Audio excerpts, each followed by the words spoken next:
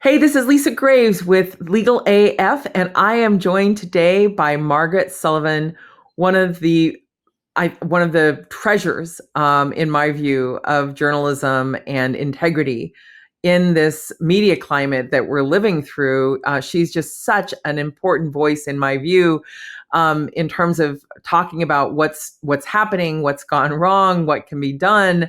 Margaret Sullivan was the first woman to be the public editor of the New York Times, and she's had an esteemed career.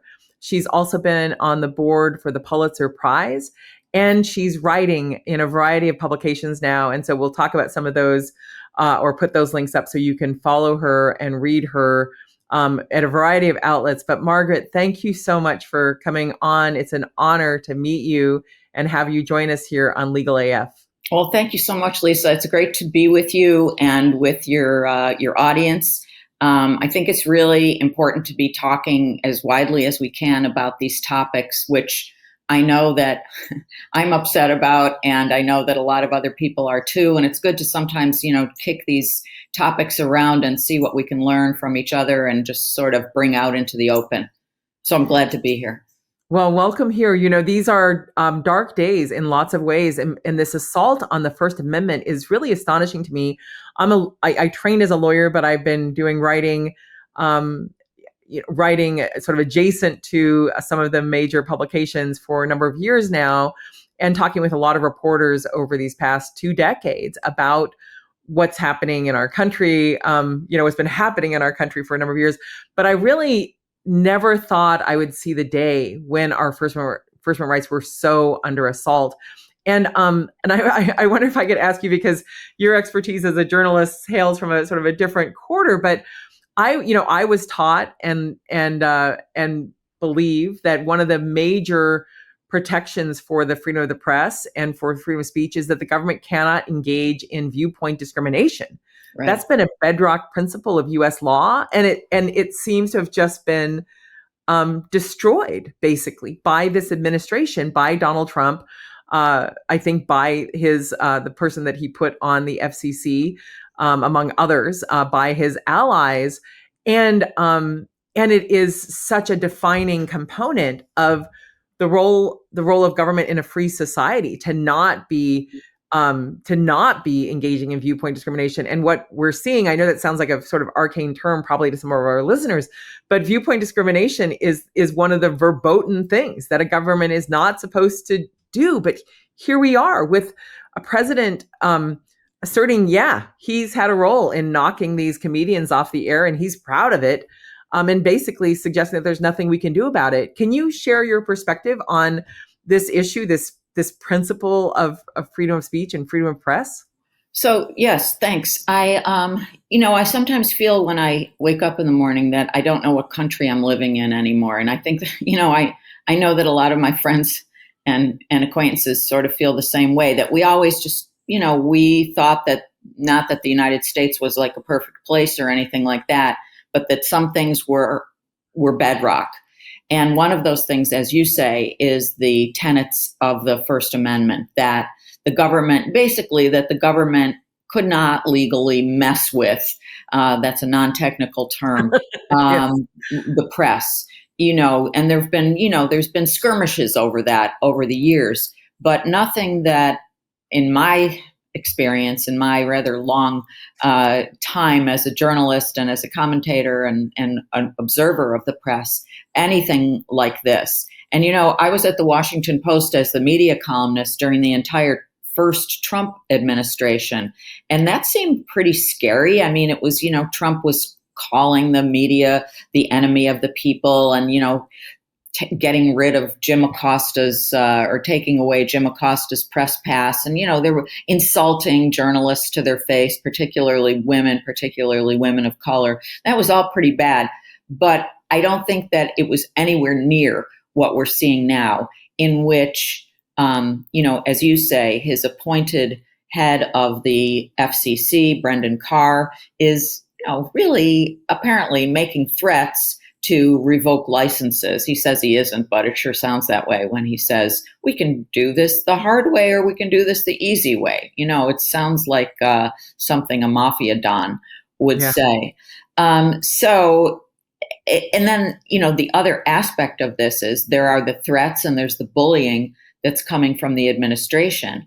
But then there's the very regrettable capitulation that's happening by the big media companies themselves. Not everybody, but far too many. And, we can tick them off. I think ABC, CBS, the Washington Post, very sadly for me, the Los Angeles Times to some extent, and others, which have really changed their practices and settled lawsuits and, kowtowed because they have commercial, seemingly at least, because they have commercial interests that are in the forefront. So, it's coming from both directions. It's the Trump administration threatening and bullying and suing. And there's big media companies sort of saying like, well, we don't even have to go to court. Here's $16 million and an apology or whatever it may be. So it's a disturbing time and a disturbing bunch of trends. It's really extraordinary. I was reading closely the complaint against CBS about the editing of 60 Minutes, which I thought it was a ridiculous complaint. This is editing happens all the time as shows are, doing 7-minute segments or 5-minute segments. It's part of what happens. That's right. As it, just a natural part of the news production process. Obviously there's been pressure on that. Like, let's just see the whole show. Fine. See the whole sort of tape, I guess, is where, one of the most recent capitulations has been. But when I read the complaint against the New York Times this past week or so, this $15 billion lawsuit that was just dismissed by a court, at least for now, we'll see what happens next. The complaint read like Donald Trump doing dictation into the phone, basically. Right. The claims were absurd, quite frankly, on a factual basis, and I think even on a legal basis. The idea that he could try to shake down the New York Times for $1 billion because he didn't like how they covered him, during the run up to the election is pretty outlandish. And also, quite frankly, the New York Times has, it has a lot of right-wing columnists. It has had a lot of headlines that I have not been happy with. It has had some strong coverage and some strong reporting and investigations. It has had some pieces that have been very apologistic, in my view, toward Trump. But he seems to think that he's entitled to dictate to the news how he's covered. And that is an anathema to the American political experience. It is. Yeah. And, I mean, it's interesting to think about Donald Trump vis-a-vis the New York Times, because in a way it's his hometown paper. This is this Queens native who, has had this love-hate relationship with the Times for many years. And nothing, I think it's fair to say that nothing makes him more temperamental. Of course, that's a high bar, isn't it? Than a bad, as he would say, a bad story in the New York Times. And, I'm with you. I see flaws in the Times coverage. I think they tend to, at times, their political coverage tends to kind of, try to take things down the middle when they shouldn't. But in general, they're especially when it comes to defending themselves in court, they are stalwart. They have a great legal team, and they don't tend to get pushed around. So it's really good to see that. And it frankly is a very sharp contrast to what we've seen at the Washington Post, which, certainly for the entire first Trump administration they were kind of great rivals battling for scoops. Right. And now Jeff Bezos, the owner of the Post, seems to have decided that it's a better bet for him to be very friendly to Donald Trump. So, he contributed $1 million to the inauguration, and Amazon bought Melania's life story or whatever it is for $40 million, all the one thing after another. But probably the most disturbing is the changes in the opinion section at the Post, starting with Bezos himself yanking the Kamala Harris endorsement last fall, just before the election. And it's really only gotten worse since then. So it's a real shame, and they've lost a lot of talent. And, to bring it back to the Times has not done that. And we should be grateful for that, even while I feel it's my duty as a former public editor of the Times, which is kind of a media watchdog inside the paper, to point out when things aren't going really right. But in general, I'm happy to see them holding very firm. Yeah, no, me too. I appreciate the coverage that they do, and their investigative reporting has been really exemplary in so many ways. So many amazing journalists there, Yes. And as you point out, they have not capitulated the way the Washington Post has under Bezos. And I do want us to take up a part 2 to talk a bit about this media consolidation and how the distorting effect that this is having on how these entities are treating this crisis.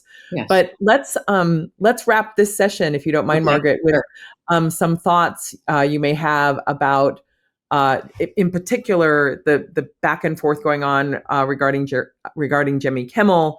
Yes. And we spoke briefly about Brendan Carr, but just I took those words as threats the same way you did, regardless of the notion that he didn't expressly say he was going to take away their license. That's what's dangling in the air. The idea that the government can strip a broadcaster of their license because they offend the president or someone the president likes. And can you speak to that a little bit? Well, I think it's, I'm no lawyer, although I certainly come from a family of lawyers. Both of my children, my brother, my father, all lawyers. I don't know what happened to me. You're surrounded. Yes, I'm surrounded. But we do have the First Amendment. It does say that the government cannot, impinge upon freedom of the press. And I think that's, writ large. Maybe you don't think Jimmy Kimmel is a member of the press, but it is the media. And, I think it's pretty clearly something that the government cannot do. And yet, when the threat is there, when the bullying is there, when we're going to take your licenses away if you don't shape up is there, apparently it is hard for these big corporations, which, have a lot of different interests besides freedom of speech, bottom line, shareholders' happiness, and all of that. It's seemingly difficult for them to resist it. Although, as we know now, Disney/ABC has reinstated Kimmel. But interestingly, Sinclair Broadcasting, which owns a whole bunch of local TV stations, will preempt it. So it's not a total, it looks like a recapitulation, but it really, in many markets, it won't be. So it's had its effect. And that's, it's just been astonishing to watch. And it's very worrisome. Yeah, it really is. Well, I'm so glad that you've joined us today, Margaret. We will have you on for part 2 about the media and Trump. But for now, this is Lisa Graves with Court Accountability Action here on Legal AF, and I've been speaking with Margaret Sullivan. Please subscribe, please like, please share, and please follow Margaret on the different outlets that she's writing on. We'll get those links up. Thank you, everyone. Thanks, Margaret. You're welcome. Can't get your fill of Legal AF? Me neither. That's why we formed the Legal AF Substack.